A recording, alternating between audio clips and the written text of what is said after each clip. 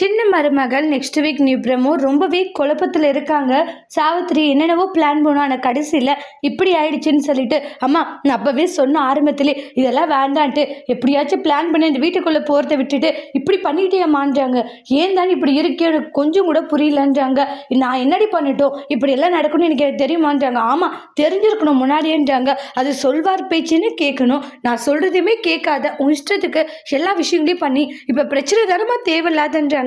ஏன் தான் இப்படி பண்ணிக்கிட்டு இருக்கே எனக்கு தெரியலமான்றாங்க. இல்லடி அது வந்து போது நிப்பாட்டுமான்னு சொல்லிட்டு பயங்கரமாக சண்டை போட்டுக்கிட்டு இருக்காங்க. அதுக்கப்புறமா இதில் தேவையில்லாத என் கால் பற்றிட்டு சுட்டுதாமா மிச்சோன்றாங்க.